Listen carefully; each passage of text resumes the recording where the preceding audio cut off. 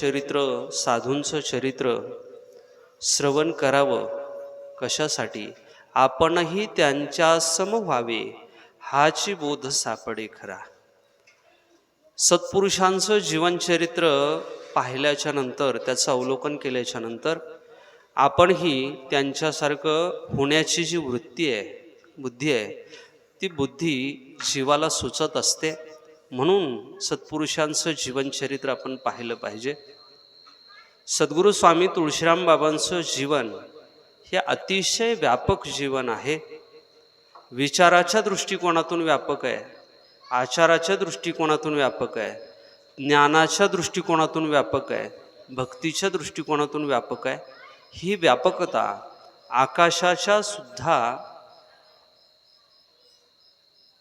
आकाशापेक्षा सुद्धा अतिशय व्यापक असलेलं सद्गुरू तुळशीराम बाबांचं जीवन आहे.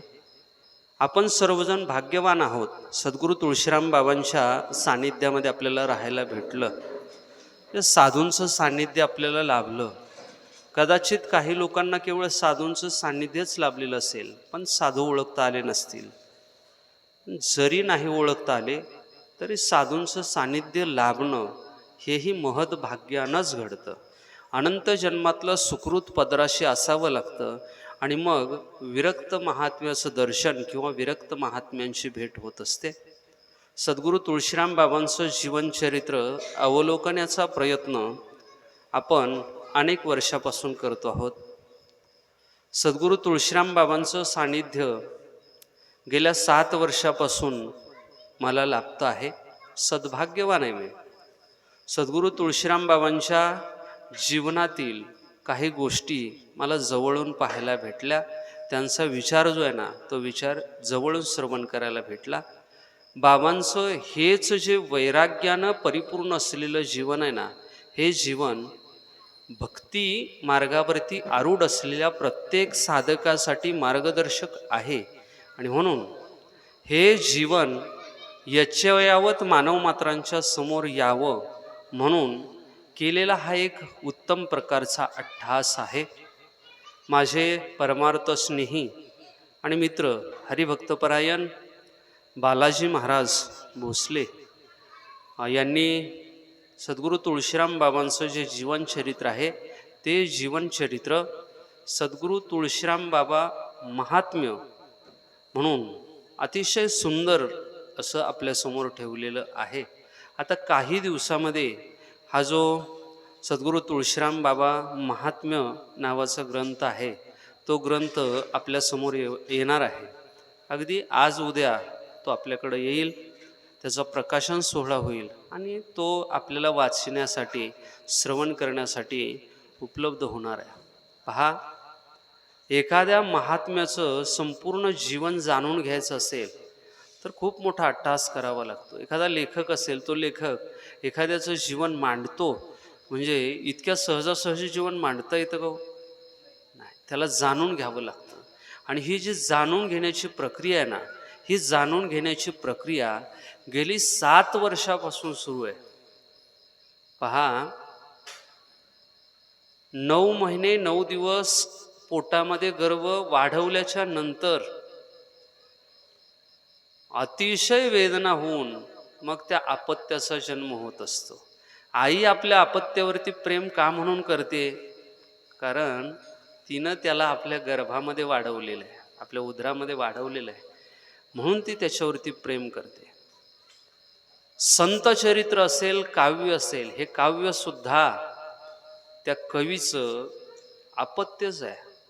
त्यानं या काव्याला अनेक दिवस आपल्या उदरामध्ये, अंतःकरणामध्ये वाढवलेलं आहे.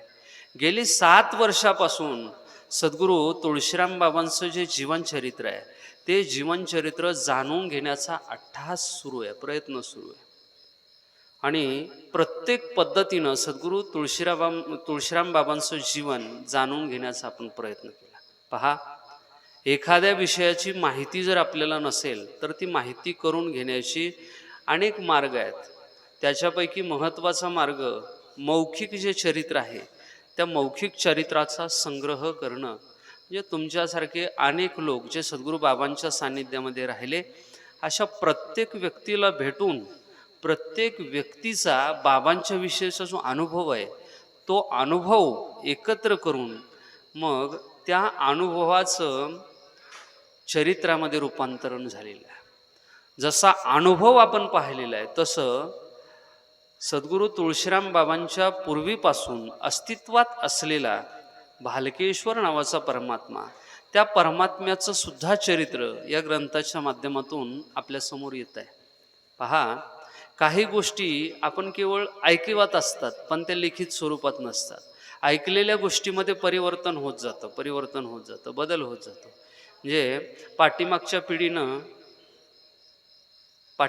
पिढीनं पुढच्या पिढीला सांगितल्याच्या नंतर पुढची पिढी त्याच्या पुढच्या पिढीला सांगत असताना त्या इतिहासामध्ये, त्या विचारामध्ये बदल होत जातो आणि शेवटी इतका बदल होतो की मूळचं जे चरित्र आहे ते मूळचं चरित्र शिल्लकच राहत नाही. आज अनेक संत महात्मे आपल्याला असे पाहायला भेटतील की त्यांचं अगदी त्रोटक, अगदी थोडक्यात जीवनचरित्र आपल्याला पाहायला भेटतं. विस्तृत जीवनचरित्र पाहायला नाही भेटत. पहा, श्री संत रोहिदास महाराज असतील किंवा आणखी कोणते सत्पुरुष असतील, यांचं जीवनचरित्र किती थोड्या प्रमाणात आहे. नरहरी महाराज असतील, अनेक संत महात्मे, खूप मोठे संत महात्मे होऊन गेले, पण त्यांचं जीवनचरित्र लिखित स्वरूपात नसल्या कारणानं ते फारसं आपल्यासमोर येत नाही. आणि म्हणून सद्गुरू बाबांचं जीवनचरित्र सुद्धा यावत मानव मात्राला उद्धार करण्यासाठी सक्षम आहे ही वृत्ती अंतःकरणात असल्या कारणानं बाबांचं संपूर्ण जीवनचरित्र एकत्रितरित्या आपल्यासमोर यावं आणि इथून पुढचे जे सर्व वारकरी साधक आहेत, साधना पथावरती आरूढ होण्याची जिज्ञासा ज्यांच्या अंतःकरणामध्ये आहे, अशा प्रत्येक साधकाला सद्गुरू बाबांचं हे चरित्र मार्गदर्शक ठरावं म्हणून अत्यंत अट्टहासपूर्वक म्हणजे गेली 7 वर्ष या चरित्र ग्रंथाचं अध्ययन करून याची रचना झालेली आहे. रचना होत असताना सुद्धा फार सुंदर रचना झालेली आहे बरं का. एखाद्या व्यक्तीला शब्दामध्ये व्यक्त करणं सोपं नाही. एखादी वस्तू आहे, ती वस्तू शब्दाद्वारा जशीच्या तशी मांडणं एवढं सोपं आहे का हो? नाही सोपं. पण ते शब्दामध्ये मांडण्याचा उत्तम असा प्रयत्न या ग्रंथकारांच्या माध्यमातून झालेला आपल्याला पाहायला भेटतो. सद्गुरू तुळशीराम बाबांच्या या जीवनचरित्राला सुरुवात करत असताना या ग्रंथाचे जे लेखक आहेत ते अगोदर परमात्म्याला शरण जातात, परमात्म्याची शरणागती पत्करतात, त्यांचं नमन करतात. पहा, एखादं कार्य पूर्णत्वास जायचं असेल आणि आपण जर दुर्बल असू ना, तर आपण देवाला प्रार्थना केली पाहिजे, आपण संतांना प्रार्थना केली पाहिजे. पहा, मंगल आहे, मंगल, ते मंगल केलं पाहिजे. कोणत्याही कार्याच्या आरंभी मंगल केलं पाहिजे. साधी गोष्ट आहे, सत्यनारायण करायचं असला तरी मंगल करावं लागतं, वास्तुशांती करायची असेल तरी मंगल करावं लागतं. कोणतंही कर्मकांड घ्या, त्या कर्मकांडाच्या आरंभी मंगल करावं लागतं. मग कथा असेल, कीर्तन असेल, याच्या आरंभी सुद्धा मंगल करावं लागतं. माझ्या जगद्गुरू संत श्री तुकोबारायांनी गाथेची रचना करत असताना या गाथेतल्या सुरुवातीच्या अभंगाच्या माध्यमातून मंगल केलेलं आहे. ज्ञानोबरायांनी ज्ञानेश्वरीचा आरंभ करत असताना पहिल्या ओवीतून मंगल केलेलं आहे. ओम नमोजी आद्या वेद प्रतिपाद्या जय जय स्वसंवेद्या आत्मरूपा. ज्ञानोबराय त्या अव्यक्त असणाऱ्या परमात्म्याचं यथार्थ स्वरूप या ओवीच्या माध्यमातून आपल्यासमोर ठेवतात आणि त्या परमात्म्याचं मंगल करतात आणि देवाला प्रार्थना करतात. देवा, मी तुम्हाला शरण आलेलो आहे, माझं हे काम पूर्णत्वास गेलं पाहिजे, माझ्या अंतःकरणाची इच्छा आहे, तळमळ आहे, हे कार्य पूर्णत्वास जाऊ द्या म्हणून ज्ञानोबराय प्रार्थना करतायत. आपला संप्रदाय हा संतबोधित संप्रदाय आहे. म्हणून या ग्रंथकर्त्यांनी सुद्धा बाबांचं चरित्र मांडत असताना सुरुवातीला मंगल केलेलं आहे आणि मंगल करत असताना पांडुरंग परमात्म्याचं मंगल केलेलं आहे. ग्रंथकर्ते फार गोड सांगतात, ओम नमो पांडुरंगा. ओंकार स्वरूप असणारा जो पांडुरंग नावाचा परमात्मा आहे, त्या परमात्म्याला मी नमन करतो, वंदन करतो की जो रुक्मिणीचा रमण आहे, रुक्मिणीचा कांत आहे, त्याला मी वंदन करतो. कशासाठी वंदन करतो? कारणही ठेवलं, वदवी अभंगा. अभंग असलेलं सद्गुरू तुळशीराम बाबांचं जीवनचरित्र आमच्यासमोर मला व्यक्त करण्याचं सामर्थ्य दे बाबा. माझं जे अंतकरण आहे ते अंतकरण निर्मळ कर. निर्मळ करी या अंतरंगा लेखणी माझी येऊनी. माझ्या या लेखणीमध्ये तू ये देवा, आणि तू आल्याच्या नंतर माझं अंतकरण निर्मळ कर, आणि निर्मळ अंतकरणानं मला सद्गुरू बाबांचं चरित्र व्यक्त करण्याची बुद्धी दे. तत्पश्चात ग्रंथ करते विघ्नहर्ता जो गणपती आहे त्या गणपतीला वंदन करतात. तर रचना फार सुंदर आहे पहा. ओवी नावाची जी रचना आहे ती रचना फार सुंदर आहे. इथं ओवीची रचना पहा. जशी ओवी श्री संत ज्ञानोबरायांची आहे, जशी ओवी श्री संत नाथ महाराजांची आहे, अगदी त्याच कोटीची ओवी, त्याच तोडीची ओवी या ग्रंथामध्ये सुद्धा आपल्याला पाहायला भेटते. विघ्नहर्ता गणपतीसी नमस्कारून प्रारंभ कथेसी, आता कार्य निर्धारेशी पूर्णत्वासी जाईल. विश्वास व्यक्त केला. विघ्नहर्त्या गणपतीला मी वंदन करतो, आता मला विश्वास आहे मी हे जे संत चरित्राचं कार्य हाती घेतलेलं आहे ना, नक्की हे संत चरित्राचं कार्य पूर्णत्वास गेल्याविना राहणार नाही. गणपतीला वंदन करून झाल्याच्या नंतर विद्येची देवता शारदा, त्या शारदेचं वंदन करतात. शारदेचं वर्णन फार गोड केलेलं आहे. विद्यादात्री शारदा माता, या शारदा मातेला वंदन करतात, दंडवत करतात आणि या कथेला प्रारंभ करतात. आता कथा ज्यांच्या सानिध्यामध्ये घडतेय, ज्यांच्या सानिध्यामध्ये हे सगळं चरित्र घडलेलं आहे, तो भोळा सांब सदाशिव भगवान भालकेश्वर. त्या भालकेश्वराचं वर्णन फार गोड केलेलं आहे. भोळा सांब शिवशंकर येऊनी राहिला पर्वतावर. तो भोळा असलेला भगवान शंकर आपल्या पार्वती सहित या डोंगरावरती येऊन राहिलेला आहे, या पर्वतावरती येऊन बसलेला आहे. धारोनी नाम भालकेश्वर, नाम धारण केलेलं आहे त्यानं. काय? भालकेश्वर हे नाम धारण केलेलं आहे.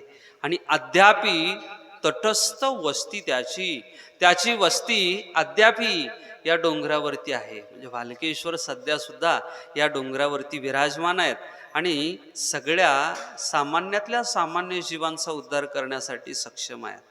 आता भालकेश्वर कशाला म्हणायचं याची व्याख्या सुद्धा ग्रंथकर्त्यांनी फार गोड दिलेली आहे. ऐका, ग्रंथकर्ते फार गोड सांगतात. भाल हाची असे ईश्वर. भाल म्हणजे कपाळ, भाल म्हणजे कपाळ.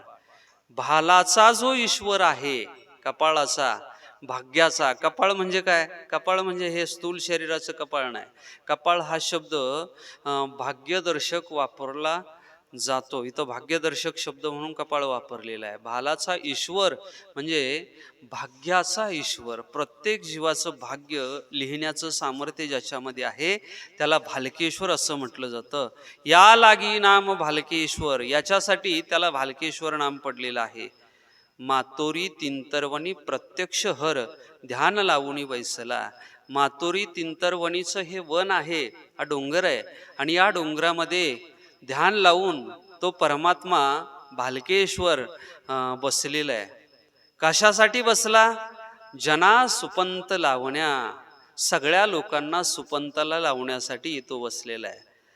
प्रसिद्ध मातोरी तिंतरवन, प्रत्यक्ष आपण प्रमाण जाऊन तेची पहाजी.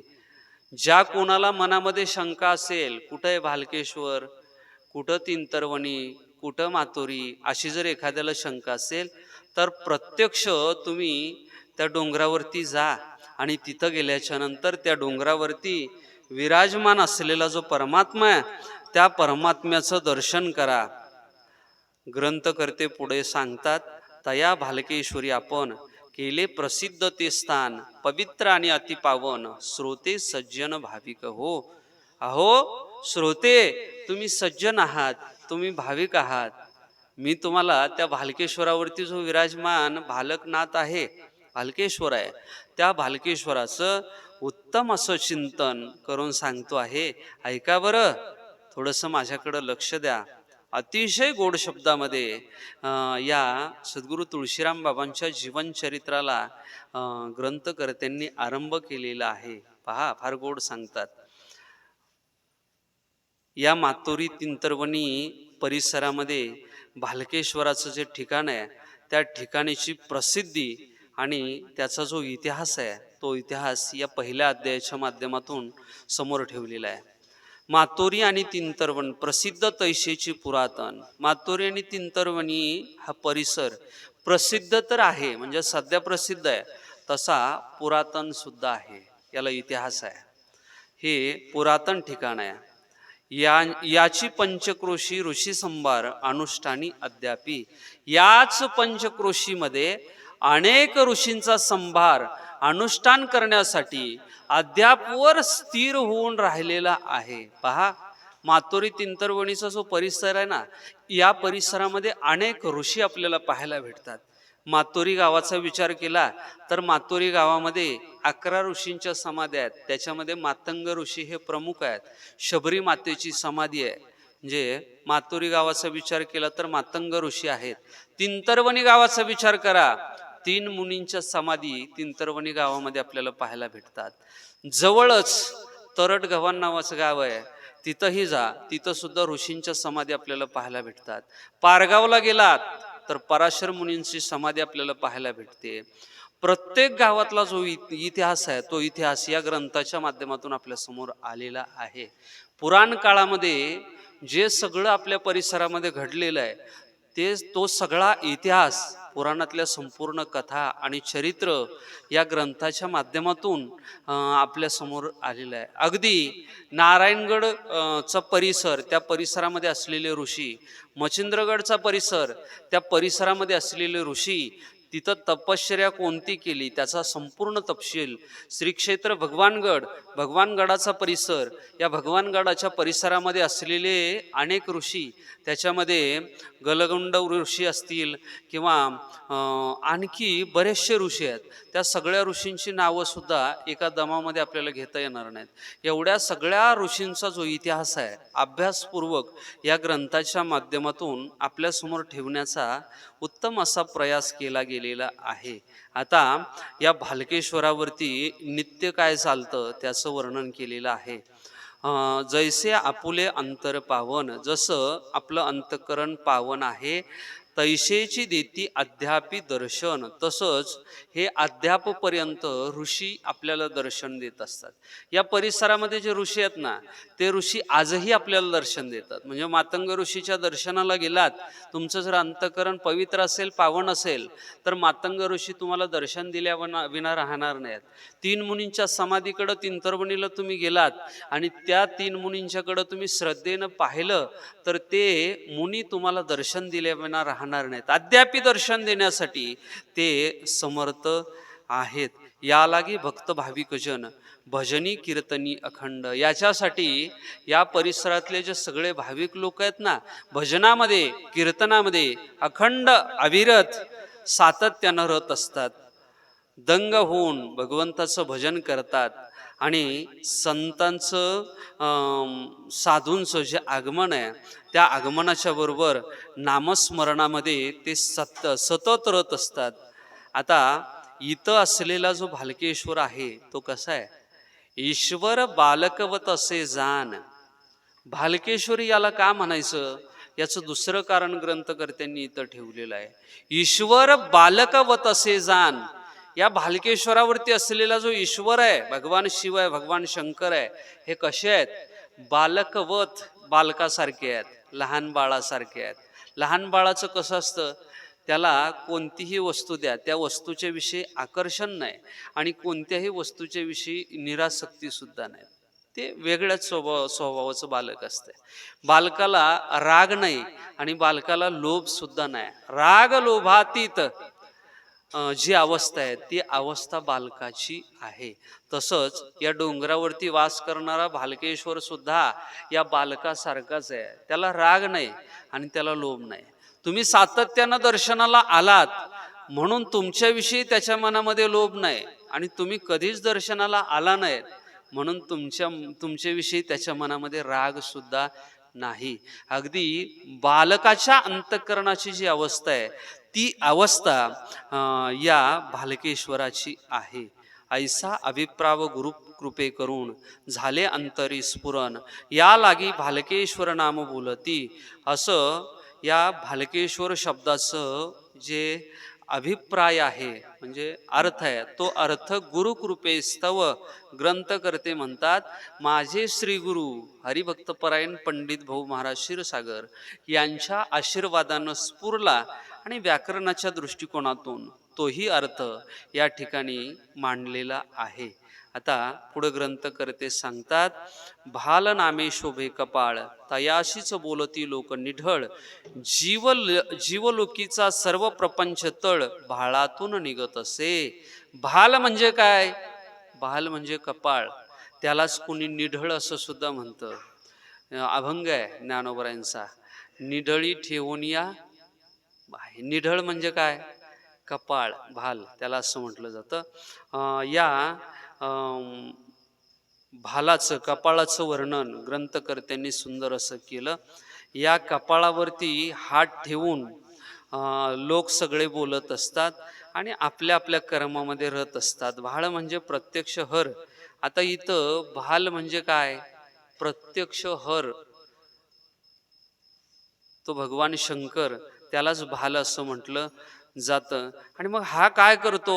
जीवलोकीचा सर्व प्रपंच तळ, या सगळ्या जीवलोकांचा प्रपंचाचा जो तळ आहे तो तळ घालवून अगदी अंतःकरणातला मल निवृत्त करून त्याला ज्ञानानं परिपूर्ण तो करतो, म्हणून त्याला भालकेश्वर असं म्हटलं जातं. पहा, या भालकेश्वर नावाच्या तीर्थाच्या ठिकाणी जनमानती बालक ईश्वर, सगळे लोक बालकांचा ईश्वर म्हणून त्याला मानतात. आणि गिरिजापती भालकेश्वर या वनामध्ये अद्यापवरी अधिष्ठानासाठी बसलेला आहे. तो अद्यापी इथं राहून काय करतो? बैसोनी अरण्यी अद्यापवर, ग्रंथकर्ते म्हणतात, तो अद्यापवर आजपर्यंत या अरण्यामध्ये बसू नये. आणि बसून काय करतो? पाहती विश्वाचा कारभार. इथं डोंगरावरती बसून सगळ्या विश्वाचा कारभार पाहण्याचं काम कोण करतंय? आपला भालकेश्वर नावाचा भगवान करतोय. ते शिवजी करतायत. बरं, यांच्या सोबत कोण आहे? सवे हिमनग कन्या नित्य सादर. हिमनग म्हणजे हिमालयाची कन्या पार्वती सादर अशी वाम भागामध्ये सातत्यानं त्या भगवान भालकेश्वराच्या शोभती आहे. आणि उभया सवे विघ्नहर, उभया सवे म्हणजे दोघांच्या सोबत भालकेश्वर आणि पार्वती दोघांच्या सोबत कोण आहे? विघ्नहर म्हणजे गणपती. तो गणपती सुद्धा माता पित्यांच्या अंकावर आपल्या आई वडिलांच्या मांडीवरती बसलेला आहे. भगवान भालकेश्वराच्या मंदिरामध्ये आपण दर्शनासाठी गेलेलो आहोत. पिंडीच्या पाठीमागं भालकेश्वराची एक गोड मूर्ती आहे, सुंदर मूर्ती आहे भगवान शिवजींची. भगवान शंकर आहेत, आईसाहेब पार्वती आहेत, आणि दोघांच्या मध्यभागी मांडीवरती कोण बसलेलं आहे? हो, कोण बसलेलं आहे? विघ्नहर भगवान गणेश बसलेले आहेत. त्या मूर्तीचं किती गोड वर्णन ग्रंथकर्त्यांनी इथं केलेलं आहे. अंकावरी बैसला, अंकावरती म्हणजे मांडीवरती तो गणपती बसलेला आहे. आता पुढं सांगतात, पिता माता सवे सादर मातोरी तिंतरवणी अद्यापवर, विघ्न हरण्या भक्तांचे समोर गणपती तटस्थ अद्यापी श्रोते हो. ऐका श्रोते हो, हा जो गणपती आहे ना, आपल्या आई वडिलांच्या सोबत सातत्यानं जगाचं दुःख हरण करण्यासाठी अत्यंत सावध अशा रीतीनं भालकेश्वरावरती अद्यापवर म्हणजे आजही विराजमान आहे. होऊ अधिष्ठित आहे ती अद्यापवर, होऊ नका शंका स्थित, बोलिलो हे सत्यमात, पटवून घेण्या साक्ष यथार्थ भालकेश्वरी जावा की. ग्रंथकर्ते म्हणतात, तुम्हाला जर हे खरं वाटत नसेल, तुम्हाला शंका येत असेल, तर तुम्ही प्रत्यक्ष भालकेश्वरावरती जा आणि डोंगरावरती गेल्यानंतर मंदिरामध्ये प्रवेश करा. मंदिरात प्रवेश केल्याबरोबर प्रभू श्रीरामांच्या हातानं स्थापन केलेलं ते लिंग, दिव्य लिंग भालकेश्वराचं, त्या लिंगाच्याकडं पाहिल्यानंतर तुमच्या अंतःकरणाचं समाधान होईल. आणि त्याच्या पलीकडं, लिंगाच्या पलीकडं भगवान भालकेश्वराची जी गोड मूर्ती आहे, त्या मूर्तीकडं निहाळून पहा. नक्की त्या विघ्नहर गणपतीचं दर्शन तुम्हाला झाल्याविना राहणार नाही. भालकेश्वरी करता गमन, शुद्ध राखावे अंतकरण, सद्भावे मस्तकचरणी ठेवून भालकेश्वराच्या कृतार्थ. आता भालकेश्वरावरती आल्याच्या नंतर आचारसंहिता काय आहे? इथं आल्यानंतर तुम्ही काय केलं पाहिजे? शुद्ध ठेवून अंतकरण.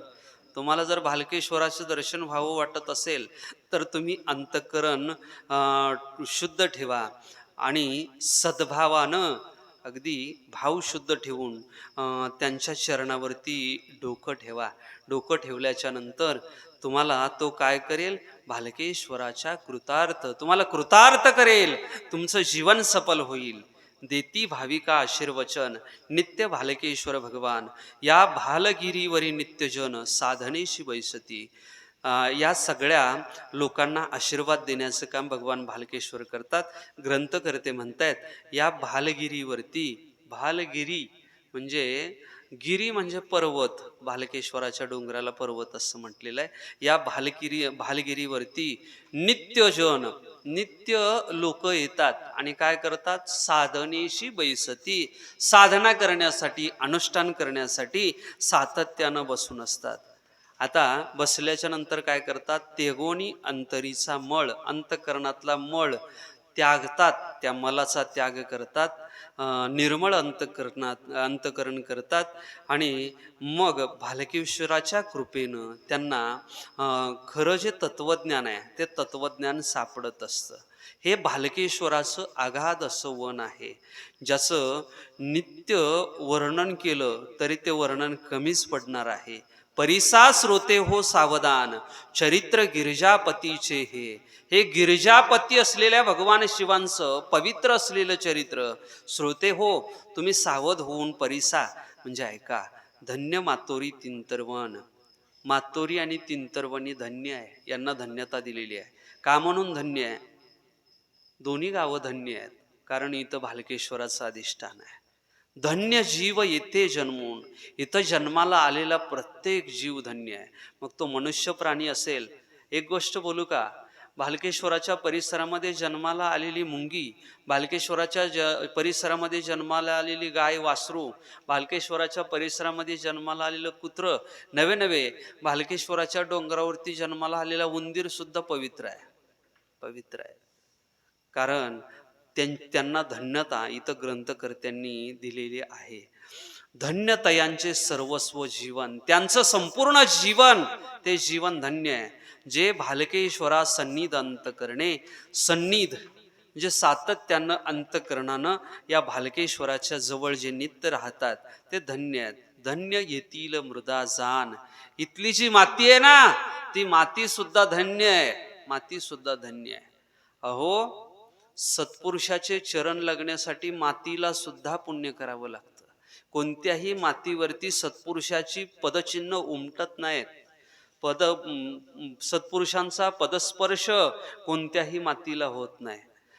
त्या मातीलाच पदस्पर्श होत असतो ज्या मातीमध्ये कोणीतरी पुण्य केलेलं असतं.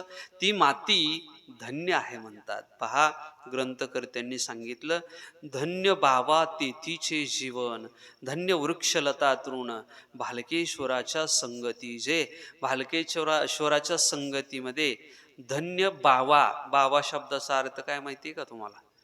बावडी, बावडी म्हणजे विहीर. त्या बावडीचा बावा हा अल्पाक्षरी शब्द तयार केलेला आहे ग्रंथकर्त्यांनी. हे फक्त काव्यशास्त्र जे जाणतात त्यांनाच या काव्यातली जी किंमत आहे, खरं गमक आहे ते गमक कळेल, इतरांना कळणार नाही. ग्रंथकर्त्यांनी या बावांना, ज्या विहिरी आहेत या भालकेश्वराच्या परिसरामध्ये, भालकेश्वराच्या परिसरामध्ये जे सगळे पाण्याचे स्तोत्र आहेत त्यांना धन्यता दिली. त्याचबरोबर धन्य वृक्षलता तृण, या भालकेश्वराच्या परिसरामधल्या लता, वेली, झाड, नवे नवे भालकेश्वराच्या परिसरामध्ये उगवलेलं जे गवत आहे ना ते गवत सुद्धा धन्य आहे, जे भालकेश्वराच्या संगतीमध्ये राहतं. भालकेश्वराच्या संगतीमध्ये असलेलं पाषाण, भालकेश्वराच्या संगतीमध्ये असलेले जंतू, जीव, दगड, जयाचा घेतला कैवाड भालकेश्वराने स्वकरे. ग्रंथकर्ते म्हणतात भालकेश्वरानं ज्याचा ज्याचा कैवाड घेतलेला आहे, भालकेश्वर ज्याचा ज्याचा कैवारी झालेला आहे, ते सगळे धन्य आहेत. धन्य तेतीचा विहंग वारा. इथं येणारा वारा सुद्धा धन्य आहे. तुम्ही आम्ही धन्य त्याच्यात नवल नाही. इथं येऊन जो वारा जातो ना, तो वारा सुद्धा धन्य आहे. धन्य पशुपक्ष्यांचा पसारा. या परिसरामध्ये वावरणारा पशुपक्ष्यांचा जो पसारा आहे, तो पसारा सुद्धा धन्य आहे. धन्य तेतीची रमत धरा, जी भालकनाथाच्या संगेनीत. तिथली जी धरा म्हणजे पृथ्वी आहे ना, ती पृथ्वी धन्य आहे. नित्य भालकनाथाच्या संगतीमध्ये ती राहते. धन्य येती जाती नारी नर. आता सगळे नारी नर, सगळे स्त्रिया पुरुष भालकेश्वराच्या सानिध्यामध्ये राहू शकत नाहीत, पण भालकेश्वराच्या दर्शनासाठी येतात आणि पुन्हा आपल्या प्रपंचाकडे निघून जातात. येती जाती नारी नर, येणारे जाणारे स्त्री पुरुष हे सगळे धन्य आहेत. आराधती भालकेश्वर. आराधती म्हणजे त्याची आराधना करतात, त्याच्या प्राप्तीसाठी प्रयत्न करतात. धन्य भालगिरी अनंत पार. भालकेश्वराच्या स्पर्शी जो, भालकेश्वराच्या स्पर्शानं हा जो भालगिरी आहे, भालकेश्वराचा डोंगर आहे, पर्वत आहे, हा धन्य झालेला आहे. धन्य ती लेखणी धन्य. आता जी लेखणी भालकेश्वराचं वर्णन करते आहे, भालकनाथाचं वर्णन करते आहे, ती लेखणी सुद्धा धन्य आहे, पवित्र आहे. ग्रंथकर्ते म्हणतात जी करते सत्पुरुष वर्णन, सत्पुरुषांचं वर्णन करते, ती लेखणी धन्य. धन्य कर तोही जाना भालकेश्वराच्या जो चिंतनी. तो कर म्हणजे हात धन्य आहे, जो भालकेश्वराचं चिंतन करण्यासाठी सुरुवात करतो आहे. तनु मनु आणि प्राण करावा बालकेश्वरी अर्पण. सेवा त्याग समर्पण बालकनाथाच्या श्रोते हो. ऐका श्रोते हो, तनानं मनानं आपण आपलं सर्वस्व प्राण सुद्धा त्या भालकेश्वराच्या चरणावरती अर्पण केला पाहिजे. सेवा त्याग आणि समर्पण अंतकरणात धारण करून त्याची सेवा केली पाहिजे. असो भालकनाथाचे वर्णन करिता चित्ता समाधान. भालकनाथाचं वर्णन करताना चित्ताला समाधान मिळतं, अंतकरणाला आनंद मिळतो. झाले भालकेश्वर दर्शन लेखणी पावन पै झाली. ग्रंथकर्ते म्हणतात भालकेश्वराचं उत्तम असं वर्णन करून भालकेश्वराचं दर्शन झालं, माझी लेखणी धन्य झाली, आनंद वाटला. असे इथले ग्रंथकर्त्यांचे शब्द आहेत. पुढं सांगतात आता नमोजया कारण मांडला ग्रंथ विस्तारापण. तया करुणी सद्भावे नमन मग आरोहण पुढे असे. ग्रंथ करते ज्याच्यासाठी हा ग्रंथ निर्माण केलेला आहे, त्या सद्गुरू तुळशीराम बाबांचं नमन करायला सुरुवात करतात. ज्यांच्या चरित्राचा विस्तार मांडायचा आहे, त्या सत्पुरुषाच्या चरणावरती नतमस्तक होत आहेत. ज्या भालगिरीचे वर्णन यथार्थ झाले प्रारंभ ग्रंथायेत, त्या स्थानी अद्यापपर्यंत तपजयांनी आराधिले. आता कोणाचं वर्णन करायचं आहे, कोणाचं चरित्र सांगायचं आहे, ग्रंथकर्ते सांगतात मी त्यांचं चरित्र वर्णन करणार आहे, जे अद्यापपर्यंत भालकेश्वराच्या सानिध्यामध्ये राहून, भालकनाथाच्या सानिध्यामध्ये राहून त्यांची सेवा अद्यापपर्यंत करत आहेत. त्या सद्गुरू तुळशीराम बाबांचं चरित्र मी सांगायला सुरुवात करतो असं म्हणतात. त्यांना नमस्कार करतात. आता त्यांचं वर्णन करायला सुरुवात केली. पहा, आपल्या सद्गुरू तुळशीराम बाबांचं वर्णन आहे. थोडंसं माझ्याकडं लक्ष द्या. फार गोड वर्णन केलेलं, फार गोड वर्णन केलेलं आहे. या ग्रंथाची जी रचना आहे ना, ती रचना अतिशय गोड रचना झालेली आहे. पहा, ग्रंथाचा करता तो बोलून जातो. कोण आहेत भालकेश्वराचे भक्त, त्या भक्ताचं वर्णन करत आहेत. जो भोळा सांब सदाशिव. सद्गुरू बाबांचं जीवन कसं आहे, जसं भोलेनाथांचं जीवन आहे. तो कसा आहे हो, बाबांचं वर्णन पहिल्याच कडव्यामध्ये केलं. जो भोळा सांब सदाशिव. बाबा कसे आहेत, भोळे आहेत, सांब सदाशिवासारखे भोळे आहेत. जो निवारी भक्त भेव, भक्ताच्या अंतःकरणामधली भीती ती दूर करण्याचं सामर्थ्य बाबांच्याकडं आहे. तो देवाचाही असे देव, तो देवांचाही देव आहे.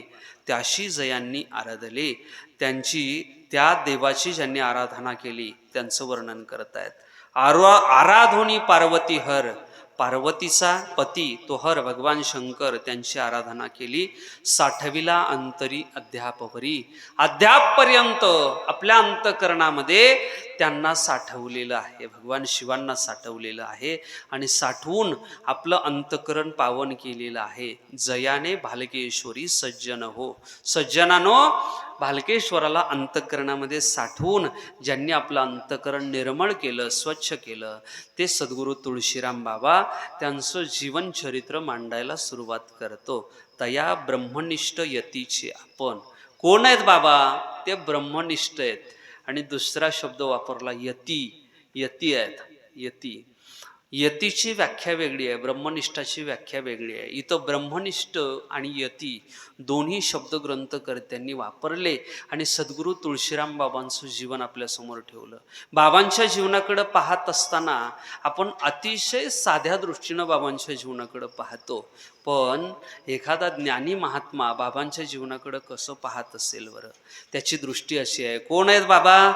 ब्रह्मनिष्ठ आहेत आणि यती आहेत. मांडोनी चरित्र अनुष्ठान करू तयाशीची अर्पण, संपूर्ण महात्म्य तयांचे. ग्रंथकर्ते म्हणतात त्यांच्या चरित्राचं अनुष्ठान आपण मांडू, अनुष्ठान करू आणि मग त्यांचं हे जे पवित्र असलेलं चरित्र आहे ना, हे चरित्र त्यांच्याच चरणावरती अर्पण करू, असं इथली ग्रंथकर्त्याची भाषा आहे. पुढं ग्रंथकर्ते सांगतात, पहा, बालकेश्वरासाठी वस्ती जाण, जेने मांडली गिरीवरी येऊन आणि आरंभिले दिव्य अनुष्ठान, जेने भालकेश्वर क्षेत्रीया. भालकेश्वरासाठी म्हणजे देवासाठी तुकोबरायांचा एक अभंग आहे, पहा. देवासाठी घेऊनी जोग, अवघा भोग त्याची येला. या तुकोक्तीप्रमाणे सगळ्या भोगाचा त्याग करून भालकेश्वरासाठी सद्गुरू तुळशीराम बाबा या भालकेश्वरावरती येऊन राहिले आणि या गिरीवर, या भालकेश्वरावरती राहत असताना दिव्य असं अनुष्ठान या भालकेश्वराच्या सन्निध ते करतायत. आराधोनी शिवहर, मांडले अनुष्ठान अद्यापवर. त्या भगवान शंकरांची आराधना करून अद्यापपर्यंत त्यांनी अनुष्ठान मांडलेलं आहे. तयांच्या महात्म्याचा विस्तार प्रस्तुत ग्रंथी या मांडीला. या तुमच्या समोर प्रस्तुत असलेल्या ग्रंथामध्ये त्यांचा विस्तार, त्यांच्या चरित्राचा विस्तार मांडलेला आहे. तुम्ही होऊनी समाधान सावधान, राखून या अंतरपावन, करा चित्तशुद्धी श्रवण, करोणी सद्भावी पैकथा. ग्रंथकर्ते सगळ्या श्रोत्यांना विनंती करतात, तुम्ही सावध व्हा. जर झोप आलेलं असेल तर जागे व्हा आणि जागं होऊन अंतकरण पावन करून, अंतकरण चित्ताची शुद्धी करून हे श्रवण करण्यासाठी प्रवृत्त व्हा सद्भावानं. करिता कथा श्रवण होईल पापांचे दहन. सद्गुरू तुळशीराम बाबांची कथा श्रवण केल्यानंतर काय होईल? लक्ष द्या माझ्याकडं. त्या सिस्टीमवाल्यांच्याकडं लक्ष देऊ नका. त्यांचं काम चाललेलं आहे, त्यांना त्यांचं काम करावं लागणार आहे आणि त्यांना करणं गरजेचं आहे. पण तुमच्यासाठी चरित्र महत्त्वाचं आहे, माझ्यासाठी चरित्र महत्त्वाचं आहे. सद्गुरू तुळशीराम बाबांचं चरित्र आपण पाहतो आहोत. बाबांचं चरित्र कसं आहे? या सद्गुरू तुळशीराम बाबांचं चरित्र श्रवण केल्याच्या नंतर काय होतं? ग्रंथकर्ते म्हणतात, करिता कथा श्रवण. जर आपण कथा श्रवण केली, होईल पापांचे दहन. आपण जे अनेक प्रकारची पापं केलेली आहेत, कळत पाप न कळत पाप आपल्या हातून घडलेली आहेत. चालता चालता एखाद्या मुंगीवरती पाय पडलेला असेल, मुंगी मेलेली असेल, एखादा अतिथी दारात आला, त्या अतिथीला आपल्याच्यानं काही देणं झालेलं नसेल, तर ही सगळी जी पापं आहेत, ही पापं सद्गुरू तुळशीराम बाबांचं चरित्र आपण श्रवण केल्याच्या नंतर निवृत्त होतात, दहन होऊन जातात आणि उजळेल अंतकरण दोष निवृत्त होतील. अंतकरणातले सगळे दोष निवृत्त होऊन अंतकरण उजळेल असं म्हणतात. कथा श्रवणे वाढे पुण्य. पापाची निवृत्ती होते आणि पुण्याची वृत्ती होते. म्हणून तुम्ही काय करा, कथा श्रवणे उपजे ज्ञान. ही कथा श्रवण केल्याच्या नंतर ज्ञान उपजतं अंतकरणामध्ये, आपोआप ज्ञानाचा उगम होतो. कथा करिता सद्भावे श्रवण, देव भेट देत असे. तो देव आपोआप जर आपण श्रद्धेनं कथा श्रवण केली तर तो भेट दिल्याविना राहत नाही. कथा श्रवणाचे अधिक चिंतन पुढे करू श्रोते हो आपण, उचित संदर्भ साक्षी ठेवून आता क्षणिक इतुकेची. ग्रंथकर्ते म्हणतात कथा श्रवणाचं जे फल आहे, फलश्रुती आहे, ती फलश्रुती आपण पुढं श्रवण करूच, पण उचित संदर्भासाठी. म्हणून या ठिकाणी कथा श्रवणाचा जो लाभ आहे तो लाभ या ठिकाणी ठेवलेला आहे. सद्भावे कथा करिता श्रवण देती साक्षात्कार भालकेश्वर भगवान, आणि कृतार्थ होय जीवन कथा श्रवणी सज्जन हो. हे सज्जनानो, आपण ही जर कथा सद्भावानं श्रवण केली तर भालकेश्वर भगवान आपल्याला प्रत्यक्ष दर्शन देतील आणि आपलं जे जीवन आहे ना ते जीवन कृतार्थ होऊन जाईल. या लागी कथा श्रवण करावी नित्य भाविक हो आपण. याच्यासाठी नित्य सद्गुरू तुळशीराम बाबांचं जीवनचरित्र, भगवान भालकेश्वरांची कथा ही प्रेमपूर्वक अंतकरणानं श्रवण करावी. सूर्याजी दासाचे हे अनुष्ठान तै फलद्रूप होईल. तुम्ही जर या कथेचं नित्य श्रवण केलं तर या ग्रंथाचा जो करता आहे सूर्याजी, त्याचं हे सगळं करणं सफल होईल असं त्यांचं म्हणणं आहे. सद्गुरू असता पाठीशी आपण जाती पळून बारा वाटा विघ्न, त्या सद्गुरूचे महात्म्य आपण आता आरंभ ग्रंथी या. ग्रंथकर्ते म्हणतात सद्गुरू जर पाठीशी असतील तर सगळी जी विघ्न आहेत ती 12 वाटाला पळून जातात, एकही विघ्न शिल्लक राहत नाही. म्हणून सद्गुरूंचं महात्म्य आपण श्रवण केलं पाहिजे. ज्ञानोबरायांनी सुद्धा आपल्या एका अभंगामध्ये गोड सांगितलेलं आहे, श्री गुरु सारिखा असता पाठीराखा, इतरांचा लेखा कोण करी, राजाची कांता काय भीक मागे, मनाची या जोगे सिद्धी पावे, कल्पतरू तळवटी जो कोणी बैसला, काय वाणी त्याला सांगा जोजी, ज्ञानदेव म्हणे तरलो तरलो आता उद्धरिलो. कशामुळं? श्री गुरु कृपे, गुरुच्या कृपेनं आता मी उद्धरलेलो आहे. तेच इथं सांगितलेलं आहे. सद्गुरू जर पाठीशी असतील तर मग ग्रंथाचा आरंभ करण्यासाठी कोणत्याही प्रकारची भीती वाटत नाही. सत्य पाहता साधूंचे थोरपण, करिता नये शब्दात वर्णन, या लागी साधू चरणी नमन अंतकरणे करावे. सत्य म्हणजे खरं जर पाहायचं ठरलं तर साधूंचं जे जीवन आहे ते साधूंचं जीवन शब्दामध्ये वर्णन करता येणारं नाही. शब्दाच्या अतीत असं साधूंचं जीवन आहे. म्हणून आपण काय करावं? या लागी साधू चरणी नमन अंतकरणे करावे. यासाठी केवळ साधूंच्या चरणाला आपण अंतकरणपूर्वक नमन करावं. ऐसे कैसे झाले भोंदू कर्म करोणी म्हणती साधू, या साधुत्वाचा सत्य संवादो श्री संत तुकोबांनी केला असे. जगद्गुरु संत श्री तुकोबारांनी सांगितलेला जो अभंग आहे त्या अभंगाचा दाखला इथं ग्रंथकर्त्यांनी दिलेला आहे. कलियुगा माझे जो कथन गाईल साधूचे महिमान, तो देवा प्रिय तोरे जाण होईल यात शंका नसे. कलियुगामध्ये जो कोणी व्यक्ती साधूंचं जीवनचरित्र व्यक्त करेल त्याच्यावरती देवाची कृपा होईल, याच्यामध्ये शंका बाळगण्याचं कोणत्याही प्रकारचं कारण नाही असं ग्रंथकर्त्यांनी या ग्रंथाच्या आरंभी फार गोड असं सांगितलेलं आहे. सद्गुरू समर्थ तुळशीराम संपविला हेत आणि काम, आणि प्राप्तविला आत्माराम सद्गुरू तुळशीराम बाबांनी. बाबांचं जीवन कसं आहे एका ओवीतून ग्रंथकर्त्यांनी सांगितलेलं आहे. कोण आहेत बाबा, काय करतात? सद्गुरू समर्थ तुळशीराम. सद्गुरू तुळशीराम बाबा समर्थ आहेत, आणि हे समर्थ असलेले तुळशीराम बाबा यांनी काय केलं? संपविला हेत काम. आपल्या अंतकरणामध्ये असलेला हेत म्हणजे काहीतरी प्राप्त करण्याची इच्छा आणि काम म्हणजे लालसा, ही सगळी संपवून टाकली आणि प्राप्तविला आत्माराम, तो आत्माराम प्राप्त करून घेतला. म्हणून त्या सद्गुरू तुळशीराम बाबांना मी वंदन करतो. ऐशा सद्गुरूंचे महात्म्य आपण प्रस्तुत ग्रंथी केले आहे कथन, जैशी कृपा तैसे चिंतन अध्याया अध्यायी वर्णिले. असं सद्गुरू तुळशीराम बाबांचं जे जीवन आहे ते जीवन या ग्रंथामध्ये मांडलेलं आहे. प्रत्येक अध्यायाच्या दृष्टिकोनातून प्रत्येक अध्यायामध्ये सद्गुरू बाबांच्या जीवनातील एक एक विचार आणि एक एक प्रसंग या अध्यायांच्या माध्यमातून आपल्यासमोर ठेवला गेलेला आहे. हे सज्जनांनो, पदोपदी जर सद्गुरू तुळशीराम बाबांचं आपण स्मरण केलं तर काय होतं? नासे भवभय नकळत जाण अभवय उभयता प्राप्तवे कृपे करून. सद्गुरूंच्या सज्जना हो, हे सज्जनानो, तुम्ही जर त्यांचं स्मरण केलं तर न कळत आपल्याला अभयता प्राप्त होऊन जाते. सद्गुरू बाबा तुळशीराम जेने साधिले परमधाम आणि जिंकिला जयांनी काम भालकेश्वरांच्या साक्षीने.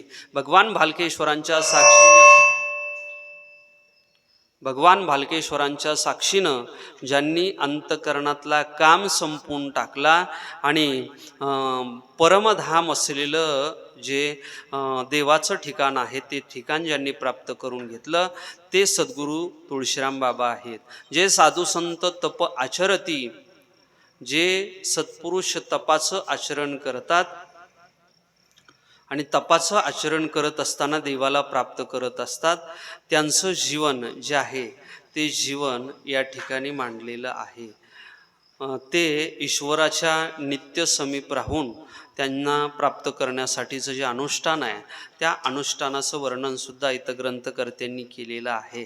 संत ऐशी असती महान तयांना प्रदेश नसतान, कोणत्या ग्रामी गुंतून साधू कधीच ना राहती. साधू कोणत्या गावाचा नसतो, कोणत्या ठिकाणावरती तो गुंतून राहत नाही. नवे नवे साधूचं जे जीवन आहे ना ते जीवन मुक्तीचं आहे. कधी वस्ती कधी ग्राम, कधी एखाद्या वस्तीवरती मुक्कामाला राहतात, कधी एखाद्या गावामध्ये मुक्कामाला राहतात, कधी नदी तलावस्थान, कधी एखाद्या नदीच्या किनाऱ्यावरती राहतात, कधी तलावाच्या किनाऱ्यावरती राहतात, कधी वावरती विरक्त महान, विरक्त होऊन वावरत असतात. साधू वृत्तीने संत जगी, संत साधूच्या वृत्तीनं असं जीवन जगत असतात. संतांचे जे जीवन आहे ते जीवन इथं ग्रंथकर्त्यांनी ठेवलेलं आहे. ऐशे असंख्य दृष्टांत आपण केले आहे ती श्रुते हो श्रवण, की साधूशी ना प्रपंच स्मरण, जे अखंड चिंतनी ईश्वराच्या. सद्गुरू तुळशीराम बाबांचं जीवन कसं आहे? सातत्यानं ईश्वराचं स्मरण अंतःकरणामध्ये आहे आणि प्रपंचाचं विस्मरण आहे. प्रपंच हा विसरलेले आहेत ते. ऐशे महान साधू संत गेले येऊन या विश्वात, तया कैसा प्रदेश प्रांत, जे स्वतः प्रेषित ईश्वराचे. असे अनेक महान संत आपल्या या विश्वामध्ये होऊन गेले. या संतांना गाव नाही, जात नाही, धर्म नाही, पंथ नाही, या सगळ्याच्या अतीत असं त्यांचं जीवन आहे.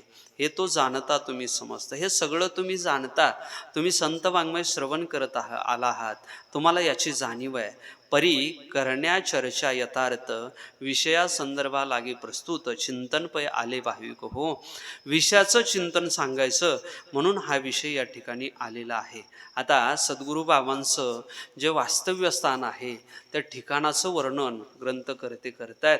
कोणत्या प्रदेशामध्ये सद्गुरू बाबांचं जीवन व्यतीत झालेलं आहे त्या प्रदेशाचं वर्णन करत असताना ग्रंथकर्ते फार गोड सांगतात. मराठवाडा महाराष्ट्रात, महाराष्ट्र नावाचं राज्य आहे आणि त्या महाराष्ट्र नावाच्या राज्यामध्ये मराठवाडा हा प्रांत आहे. या मराठवाड्यामध्ये परमार्था माझी अतिविख्यात, परमार्थ करण्यासाठी हा मराठवाडा प्रांत अतिशय विख्यात आहे.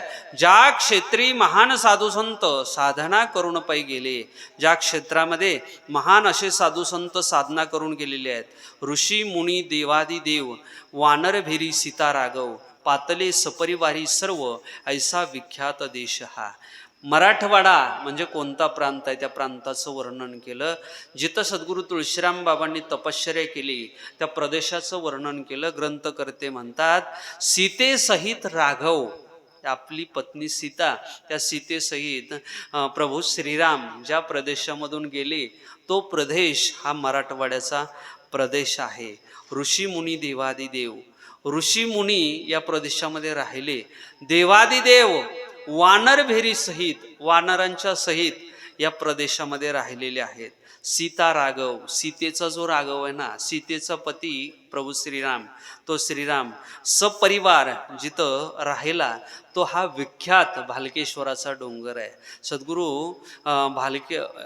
सद्गुरू तुळशीराम बाबांचं आश्रयस्थान तपस्यास्थान भालकेश्वर भगवान, त्या भालकेश्वर भगवानची जी प्राचीनता आहे ती प्राचीनता इथं ग्रंथकर्त्यांनी व्यक्त केलेली आहे.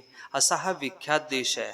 देव देश आणि धर्म पावले येथे विश्रामधाम, आणि प्राप्तविला आत्माराम येची प्रांती असंख्य. असंख्य लोकांनी याच ठिकाणी राहून, अगदी प्रभू श्रीरामांच्या सोबत राहणाऱ्या वानरांनी सुद्धा प्रभू श्रीरामांना प्राप्त करून घेतलं या भालकेश्वराच्या, या भालगिरी डोंगराच्या सानिध्यामध्ये राहून. त्या मराठवाड्या प्रदेशी, त्या मराठवाडा नावाच्या प्रदेशामध्ये मातोरी तिंतरवणी नावाचं गाव आहे. आणि इथं येऊन सप्त ऋषी जे आहेत ते सप्त ऋषी ध्यान धारण करून अद्यापपर्यंत तटस्थ राहिलेले आहेत. ऐसे महंत संत साधुजन वाढविती अखंड महिमान, ऐसे मातोरी तिंतरवन पावन पवित्र अद्यापी हे जे क्षेत्र आहे पवित्र आहे, पावन आहे. इथं अनेक साधुजन राहिलेले आहेत, ऋषीमुनी राहिलेले आहेत. म्हणून या क्षेत्राची महानता जी आहे ती महानता ग्रंथकर्त्यांनी इथं सांगितलेली आहे. सप्त ऋषींचं वास्तव्य सुद्धा सांगितलेलं आहे.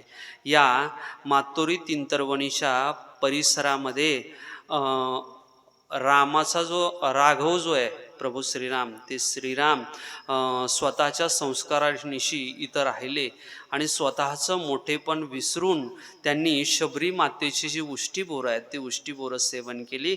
त्याचं सुद्धा वर्णन इथं आलेलं आहे. या मातोरी तिंतरवणीच्या पंचक्रोशी, माझ्याकडं लक्ष द्या, फार गोड ओवी आहे. या मातोरी तिंतरवणीच्या पंचक्रोशी राघव रामांच्या संस्काराशी, राघव असलेला राम, त्या रामांच्या संस्काराचं अनुसरण करणारे, विसरले ना अद्यापी लोक जैशी शबरीची शुद्ध भावना. त्या शबरीची जी शुद्ध भावना आहे ती शुद्ध भावना आजही इथल्या परिसरातले लोक विसरलेले नाहीत. राघवाची वाट पाहता पाहता सरुणी गेली आयुष्य वारता, सरले तारुण्य प्राप्त वृद्धावस्था शबरी भिल्लीन येथेची. राघवाची, रामाची वाट पाहता पाहता या शबरीचं तारुण्य संपून गेलं, वृद्धावस्था आली आणि ही शबरी भिल्लीन तरीही त्या प्रभू श्रीरामांची वाट पाहत पाहत या भालगिरीच्या डोंगराच्या परिसरामध्ये वास्तव्यासाठी आहे. होती लावून बैसली ध्यान, ती ध्यान लावून बसली होती प्रभू श्रीरामांच्या आगमनासाठी. शबरकन्या तृण वनातून, ही जी शबरकन्या आहे ना, भिल्ल जातीचा जो शबर नावाचा राजा आहे त्या राजाची कन्या ही शबरी त्या ठिकाणी तृणाचं म्हणजे गवताचं वन आहे आणि त्या गवताच्या वनामध्ये येऊन राहिलेली आहे. पहा, पूर्वीच्या काळी इथं भालकेश्वराच्या परिसरामध्ये तृणाचं वन होतं, म्हणजे गवताचं वन होतं. मोठाल्या झाडांचं वन आपल्या भालकेश्वराच्या परिसरामध्ये नाही, तृणाचं वन आहे. आणि ही सगळी जी रचना आहे ही सगळी रचना अभ्यास करून केलेली आहे बरं का. म्हणजे हे विनाकारण लिहिलेलं नाही किंवा काव्य करायचं म्हणून लिहिलेलं नाही, अभ्यासपूर्वक लिहिलेलं आहे. नित्य नेहमी सडा संमार्जन राघवाच्या स्वागता करीत असे. प्रभू श्रीरामांच्या स्वागतासाठी नित्य सडा टाकण्याचं काम, फुलांची रांगोळी काढण्याचं काम ती शबरी माता करीत असे. त्या शबरकन्येचा शुद्ध भाव पाहुणी तिशी भेटला राघव, तैसा भाव तैसा देव श्रोते सज्जन भाविक हो. त्या शबरीचा शुद्ध भाव पाहून भगवान प्रभू श्रीराम तिला भेटण्यासाठी या परिसरामध्ये आले. आणि आल्याच्या नंतर त्याच प्रांती ऋषी मंडळ, त्याच प्रांतामध्ये ऋषींचं मंडळ आहे. मांडोनी नित्य साधना आपण करीती, कथा करतात, प्रेमानं कीर्तन वगैरे करतात असं या ठिकाणी सांगितलं. ऋषी संत सज्जन संभार, साधना अनुष्ठान अहोरात्र, जनी रुजवण्या सदाचार, अहर्निशी सावध, जना लावण्या सुपंती, सगळ्या लोकांना सुपंतला लावण्यासाठी या सत्पुरुषांची साधना या परिसरामध्ये झालेली आहे. बोलती श्रीमंत संत श्री संत तुकाराम महाराज जे जो विचार तुकोबरांनी सांगितला तोच विचार या ग्रंथाच्या माध्यमातून ग्रंथकर्ते सुद्धा आपल्यासमोर ठेवत आहेत.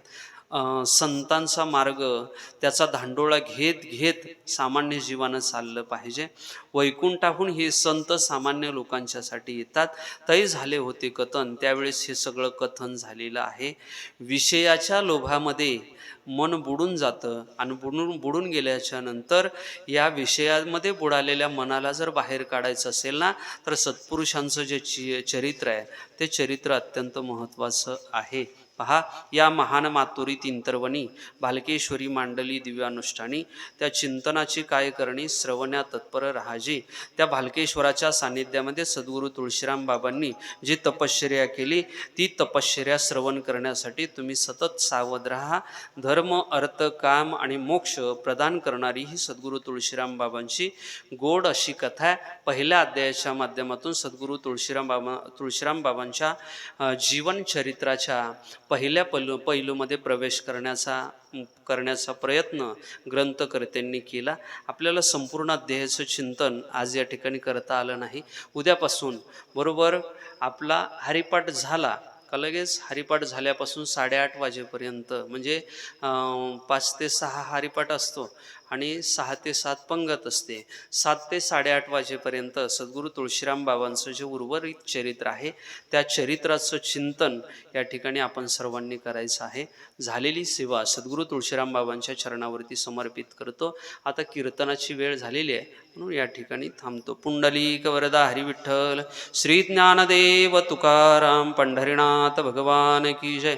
माऊली ज्ञानेश्वर महाराज की जय. भालकेश्वर भगवान की जय. सद्गुरू तुळशीराम बाबा की जय.